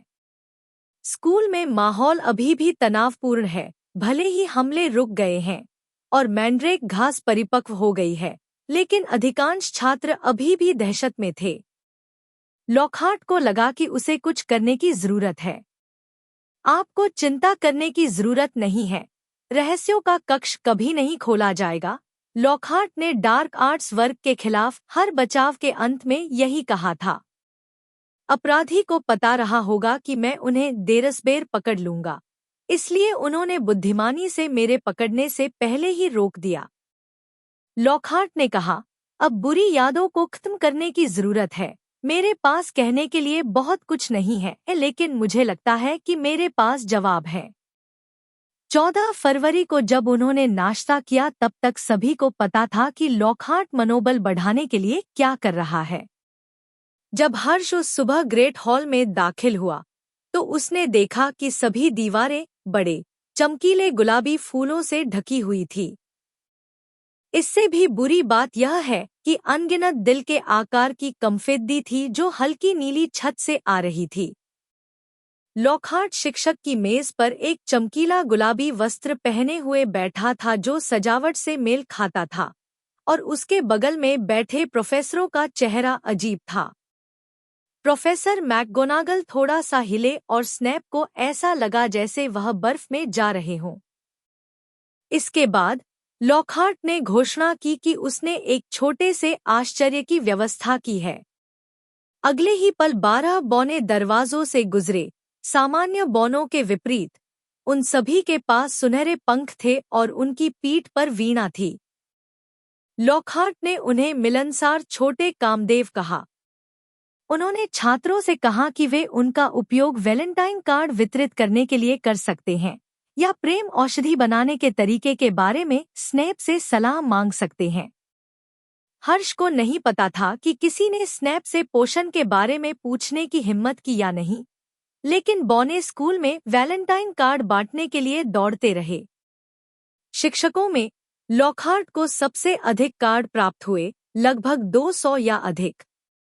इसने उन्हें शिक्षकों के बीच सबसे कम लोकप्रिय बना दिया और जब 12वीं बार एक बौना कक्षा में आया तो प्रोफेसर मैकगोनागल ने हर्ष को बुरी नज़र से बाहर कर दिया। इसके बाद एक बौना उसके लिए वैलेंटाइन डे के तोहफे के लिए एक गाना लेकर आया, लेकिन हर्ष बौने से भी तेज था और उसने साइलेंशियो डाली। अन्य बौनों को उसे ढूंढने से रोकने के लिए हर्ष आम कमरे में वापस चला गया। हर्ष ने टॉम रिडल से एक बार फिर बात करने का फैसला किया। ऐसा लगता है कि 1 महीने से अधिक की उपेक्षा के बाद दूसरा पक्ष अधीर हो गया। जब हर्ष ने डायरी खोली तो एक लेख सामने आया जिसमें औषधि वर्ग के लिए उसके अंतिम प्रश्न का उत्तर दिया गया था। मैंने पहले ही वह असाइनमेंट स्वयं कर लिया है और प्रोफेसर स्नैप ने मुझे एक घटिया ग्रेड दिया है, इसलिए अब मेरा प्रश्न है। हर्ष ने व्यंग्यपूर्ण मुस्कान के साथ कहा। उन्होंने अपना हालिया जादुई शोध प्रश्न लिखा। लगभग 1 मिनट बाद पेज पर एक उत्तर लिखा हुआ था। नोटा जादुई दुनिया का गूगल।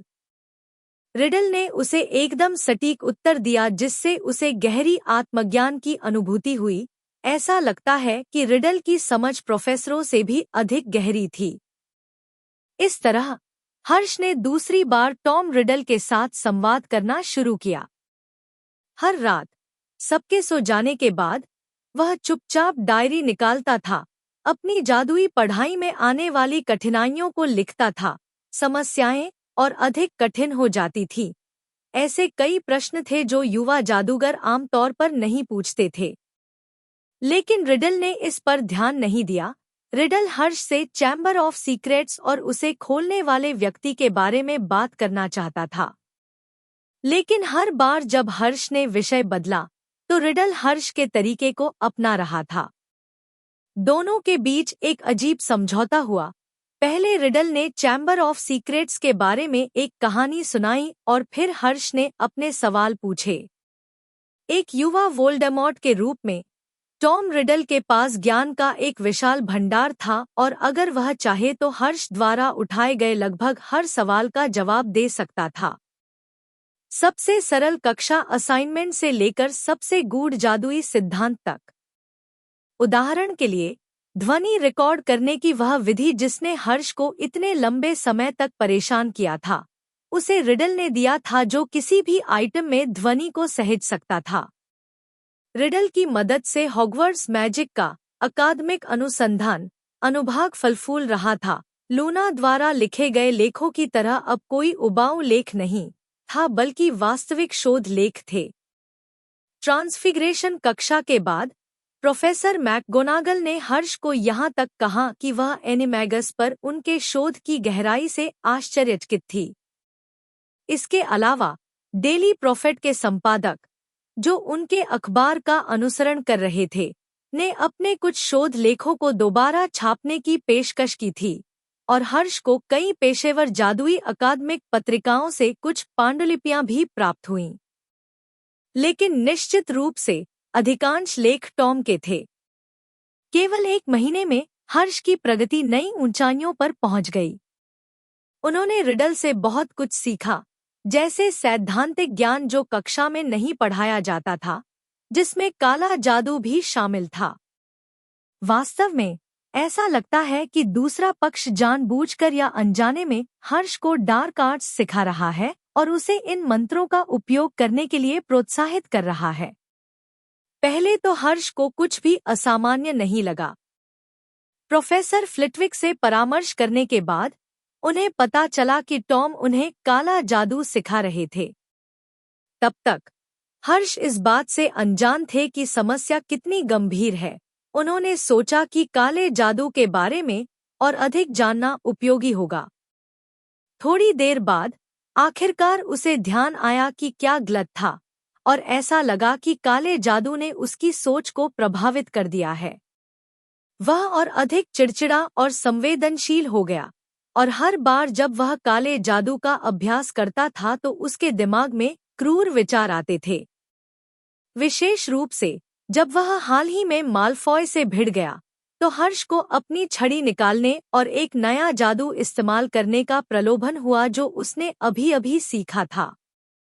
यह स्नैप के सेक्टम सेम्प्रा जादू के समान था, लेकिन कहीं अधिक शक्तिशाली था, और यदि मालफॉय मारा जाता तो मालफॉय मर सकता था। क्योंकि उन्होंने आखिरी क्षण में खुद को रोक लिया, इससे कोई अपरिवर्तनीय परिणाम नहीं हुआ। इससे वह भयभीत हो गया। यह एक खतरनाक संकेत था। अब उसे एहसास हुआ कि रिडल उसे जादुई ज्ञान क्यों सिखाएगा। रिडल हर्ष की इच्छा को कमजोर करने का रास्ता तलाश रहा था, क्योंकि हर्ष हमेशा उससे सावधान रहता था और उसे चैम्बर ऑफ सीक्रेट्स में कोई दिलचस्पी नहीं थी।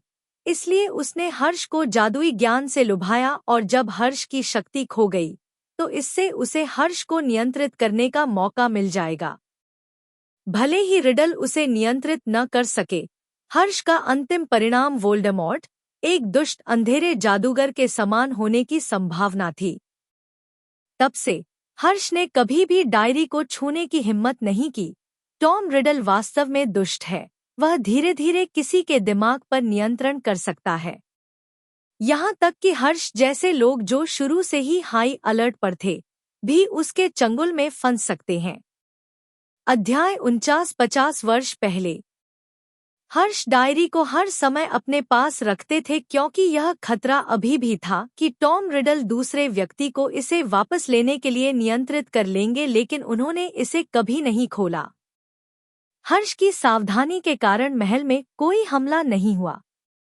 जस्टिन को डरे हुए 4 महीने हो गए हैं। लगभग सभी को लगता है कि हमलावर ने हार मान ली है। एक दिन जब हर्ष नाश्ते पर था तो हर्ष ने प्रोफेसर स्प्राउट और कई छात्रों को लगभग परिपक्व मैंड्रेक्स के बारे में बात करते हुए सुना। इससे लोग बेहद खुश हुए। हफलपफ अब उनसे छिप नहीं रहा है और पीव्स गायन से ऊब गए हैं।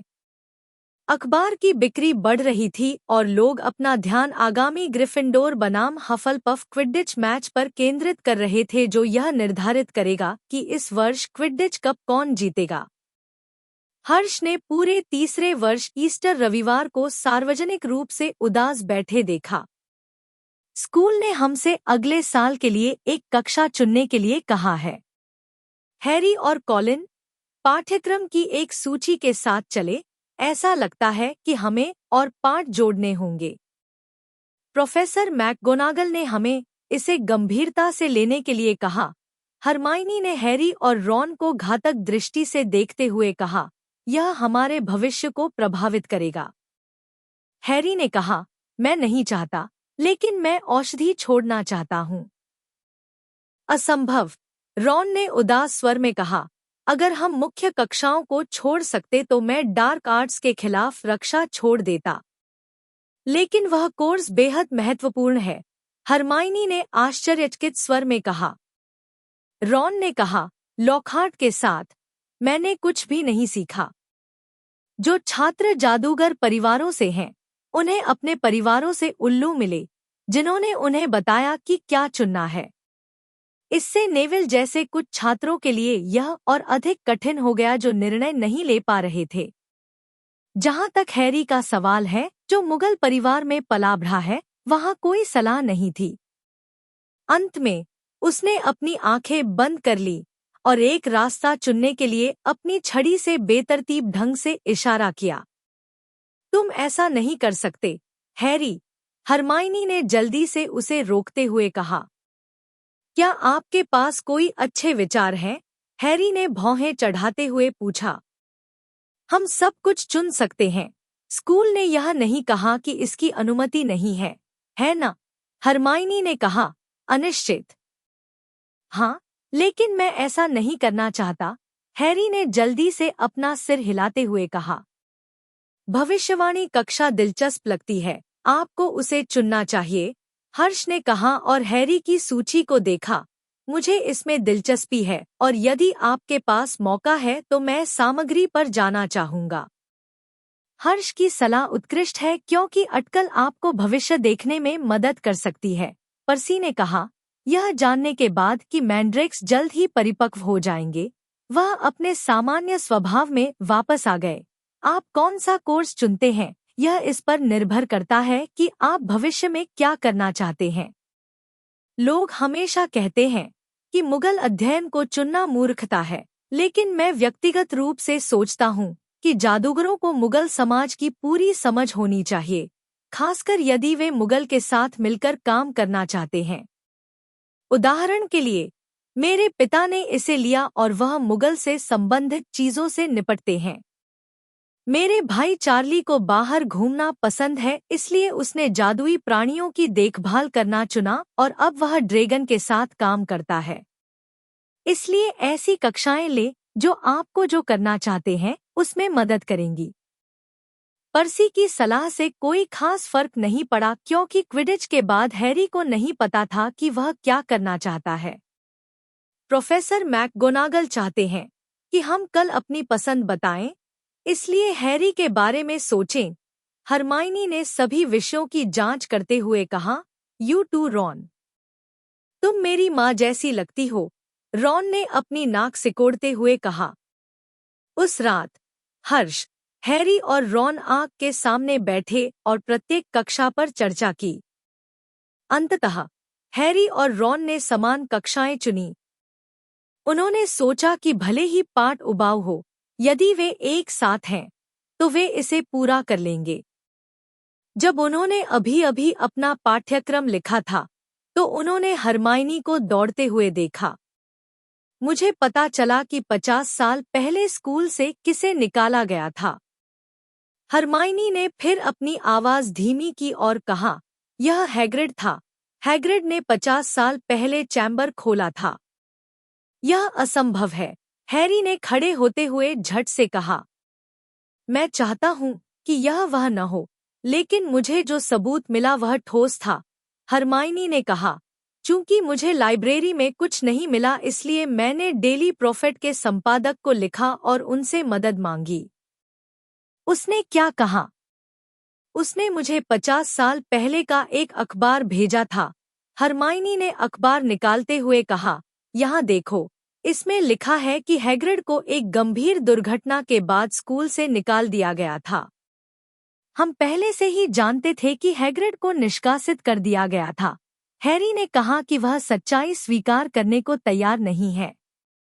देखो, जब इसकी रिपोर्ट की गई थी, हैरी, हरमाइनी ने कहा, वह लेख था जिसमें मर्टल की मृत्यु की सूचना दी गई थी और कुछ ही समय बाद हैग्रिड को निष्कासित किए जाने के बारे में यह लेख आता है। शायद दोनों के बीच कोई संबंध नहीं है, हैरी ने व्यथित होकर कहा। लेकिन हैग्रिड को निष्कासित किए जाने के बाद हमले बंद हो गए, हरमाइनी ने आह भरते हुए कहा। एक छात्र को स्कूल से निकालना इतनी गंभीर बात क्या होगी? इसके बारे में सोचो, आखिरी बार जब हम हैग्रिड से नॉक्टर्न गली में मिले थे, वह केवल झुग्गियों से छुटकारा पाने के लिए औषधि खरीद रहा था। हैरी ने अपनी आवाज ऊंची करते हुए कहा। हरमाइन, हैग्रिड कभी भी जानबूझकर किसी को नहीं मारेगा। हरमाइनी ने झिझकते हुए कहा, वह निश्चित रूप से ऐसा नहीं करेगा। लेकिन उन प्राणियों के बारे में क्या जो वह रखता है? हैग्रिड ने झिझकते हुए कहा। हैग्रिड को खतरनाक जीव रखना पसंद है और वह सोचता है कि वे सभी अद्भुत हैं। 3 सिर वाले कुत्ते और ड्रैगन के बारे में सोचें। हमें इन चीजों के बारे में हैग्रिड से पूछना चाहिए। यह एक सुखद यात्रा होगी। नमस्ते हैग्रिड, क्या आपने हाल ही में महल में कोई डरावनी चीज रखी है? यह हास्यास्पद नहीं है, रॉन, मुझे लगता है। नहीं, हरमाइनी। हैग्रिड अवश्य निर्दोष होगा, मुझे उस पर विश्वास है, हैरी ने हठपूर्वक कहा। चारों लोग चुप थे। माहौल तनावपूर्ण था और कुछ देर तक कोई कुछ नहीं बोला। अध्याय 50 हैग्रिड और अरागोग। देर रात कॉमन रूम में केवल हर्ष ही बचा था। उसने अपने सामने रखी डायरी को देखा और महसूस किया कि वह हर किसी पर अविश्वास नहीं कर सकता, अन्यथा वह कहीं नहीं पहुंच पाएगा। हालांकि कोई और हमला नहीं हुआ है, रहस्यों के कक्ष के साथ उसका व्यवसाय अभी भी समाप्त नहीं हुआ है। शायद मुझे इसे डंबलडोर को दे देना चाहिए। उसे यह पहचानने में सक्षम होना चाहिए कि यह एक हॉरक्रक्स है और उसे पता होना चाहिए कि इससे कैसे निपटना है। इससे पहले कि हर्ष अपना मन बनाता कि उसे क्या करना है, उसने हैरी को अंदर आते देखा। हर्ष, तुम अभी तक बिस्तर पर क्यों नहीं गए? हैरी ने आश्चर्यचकित होकर कहा। मुझे आपसे पूछना चाहिए था। मुझे नींद नहीं आ रही है क्योंकि मैं हैग्रिड से संबंधित चीजों के बारे में सोच रहा हूँ। वह निश्चित रूप से निर्दोष है, लेकिन मुझे इसकी पुष्टि करने के लिए उसके पास जाना होगा। हैरी ने आशा भरी निगाहों से हर्ष की ओर देखा। आप ऐसा सोचते हैं ना? यस, नॉडेड हर्ष। तो फिर चलें, हैरी फुसफुसाया। जहां जाना है? हैरी ने हर्ष का हाथ थाम लिया और कहा, मैं अकेला जा रहा था लेकिन मुझे तुमसे मिलने की उम्मीद नहीं थी।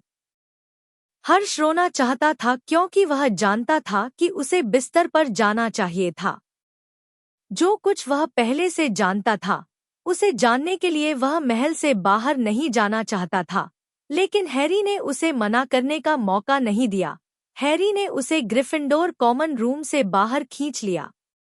बाहर निकलने से पहले उन्होंने देखा कि हरमाइनी उनके पास खड़ी थी और गंभीर भाव से उन्हें देख रही थी। हरमाइनी, हैरी ने आश्चर्यचकित होकर कहा। मुझे इस तरह मत देखो, हैरी, क्या तुमने सोचा था कि मैं तुम्हें अकेले जाने दूंगा?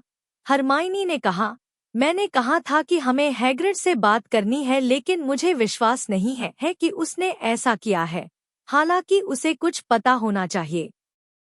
ठीक है, चूंकि हर कोई जा रहा है, हैरी ने उन पर लबादा डालते हुए कहा। उस रात जाती असाधारण रूप से गंभीर थी क्योंकि वे खाली गलियारों से गुजर रहे थे। यह स्पष्ट था कि हैरी रात में अनगिनत बार महल में घूमा था क्योंकि उसने हर्ष और हरमाइनी को महल के गेट से बाहर निकाला था। तीनों लोग जल्दी से हैग्रिड के घर पहुंचे। वे उसके दरवाजे पर गए और लबादा उतार दिया और कुछ सेकंड बाद उन्होंने दस्तक दी। हैग्रिड ने दरवाजा खोल दिया और शिकारी कुत्ता उसके पीछे जोर से भौंकने लगा। ओह, यह तुम हो? हैग्रिड ने उन्हें घूरते हुए कहा। आप तीनों यहाँ इतनी देर से क्यों आ रहे हैं? हमें आपसे कुछ पूछना है, हैरी ने झोपड़ी में प्रवेश करते हुए कहा, लेकिन वह झिझक रहा था। क्या आप हमें इसके बारे में बता सकते हैं? किस बारे में? हैग्रिड ने केतली लेते हुए उनमें से प्रत्येक पर उबलते पानी का एक बड़ा गिलास डालते हुए पूछा। क्या यह कल तक इंतजार नहीं कर सकता? आप तीनों को जल्दी से वापस जाना चाहिए और अब बिस्तर पर जाना चाहिए। यह इतना महत्वपूर्ण नहीं हो सकता कि आपको महल से बाहर निकलना होगा। लेकिन हैग्रिड, हर्ष ने कहा, हम आपसे रहस्यों के कक्ष के बारे में पूछना चाहते हैं। The chamber of secrets, Hagrid ने कहा, जब वह गलती से एक चायदानी से टकराकर फर्श पर गिर गया। हैरी ने तुरंत कहा, हैग्रिड, तुम्हें पता है कि लगभग 50 साल पहले किसी पर एक राक्षस ने हमला किया था। आप क्या पूछना चाहते हैं? हैग्रिड ने कहा क्योंकि उसका चेहरा पीला पड़ गया और पसीना आने लगा। 50 साल पहले जब चैम्बर खोला गया था तो आपको किसी बात के लिए स्कूल से निकाल दिया गया था। हरमाइनी ने अखबार निकालते हुए कहा, हैग्रिड, ऐसा नहीं है कि हम आप पर विश्वास नहीं करते हैं, लेकिन आपको कुछ पता होना चाहिए। मुझे कुछ नहीं आता, हैग्रिड चिल्लाया। वह असहज लग रहा था और उसने केतली से लगभग आग बुझा ली। हैरी और हरमाइनी को लगा कि यह संदिग्ध है। हमें आपकी मदद की जरूरत है, हैग्रिड। जब चैम्बर आखिरी बार खोला गया था तो राक्षस ने एक छात्र को मार डाला था और अगर हम कार्रवाई नहीं करते हैं तो राक्षस शायद। नहीं, अरागोग ने किसी पर हमला नहीं किया, हैग्रिड ने कहा। अरागोग कौन है? हैरी ने जल्दी से कहा। वह एक्रोमेंटुला है। एक यात्री ने उसे मुझे तब दिया था जब वह सिर्फ एक अंडा था। जब कक्ष खोला गया तो वह डर गया। उसने मुझे केवल इतना बताया कि यह एक प्राचीन प्राणी था जिससे सभी मकड़ियां डरती थी, हैग्रिड ने कहा और एक बड़े रुमाल से अपने आंसू पोंछे। एक प्राचीन प्राणी, यह क्या है? मुझे नहीं पता, भले ही मैंने अनगिनत बार पूछा। अरागोग ने मुझे कभी नहीं बताया। और एक रेवेनक्ला लड़की की हत्या के बाद, जिसका नाम नहीं बताया जाना चाहिए, उसने सारा दोष अरागोग पर डाल दिया। हैग्रिड, आपका मतलब वोल्डेमॉर्ट नहीं है, हैरी ने खड़े होते हुए कहा। वह पीला पड़ गया था। हैग्रिड स्पष्ट रूप से हिल गया था और ऐसा लग रहा था कि वह अपने विचारों से जाग गया है। मैंने क्या कहा है? यह कुछ ऐसा नहीं है जिसके बारे में आपको जानना चाहिए, हैग्रिड ने उदास होकर कहा। आपको तुरंत बिस्तर पर वापस जाना चाहिए। कोई और प्रश्न न पूछें, मैं आपको कुछ भी नहीं बताऊंगा। फिर हैग्रिड ने उन्हें बाहर निकाल दिया। चलते समय हैरी और हरमाइनी फुसफुसाए। हैग्रिड ने कहा कि वोल्डेमॉर्ट ने इसका सारा दोष अपनी मकड़ी पर मढ़ा, लेकिन मुझे लगता है कि वो वोल्डेमॉर्ट ही रहा होगा जिसने 50 साल पहले रहस्यों का कक्ष खोला और मर्टल को मार डाला। इसलिए तब हैग्रिड के साथ अन्याय हुआ, हैरी ने गुस्से में कहा। मुझे पता था कि यह वह नहीं था, लेकिन इस बार इसे किसने खोला? यह वोल्डेमॉर्ट नहीं हो सकता। हैरी को अचानक पिछले साल जो हुआ उसके बारे में याद आया। वोल्डेमॉर्ट दार्शनिक पत्थर चुराने के लिए स्कूल में घुस गया, लेकिन उसके और उसके दोस्तों के लिए धन्यवाद, उसने वोल्डेमॉर्ट को रोक दिया। मुझे नहीं पता, हरमाइन ने कांपती आवाज में और अपना सिर हिलाते हुए कहा।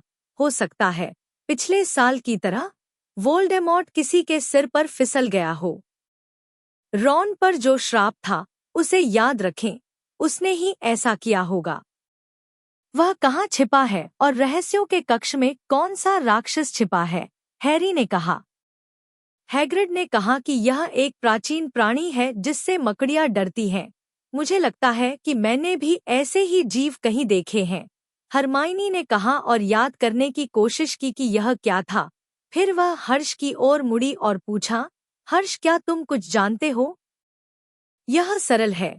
जो प्राणी चैम्बर ऑफ सीक्रेट्स में छिपता है वह एक बेसिलिस्क है। यह एक मकड़ी नश्वर दुश्मन है, हर्ष ने कहा। हर्ष ने डायरी डंबलडोर को देने का फैसला कर लिया था। इसे खत्म करने का समय आ गया था। जहां तक उस व्यक्ति की बात है जिसे टॉम रिडल नियंत्रित कर रहे थे, चाहे वह कोई भी हो, जब तक कोई हॉरक्रक्स नहीं है, उन्हें देरसबेर सामान्य स्थिति में लौट आना चाहिए।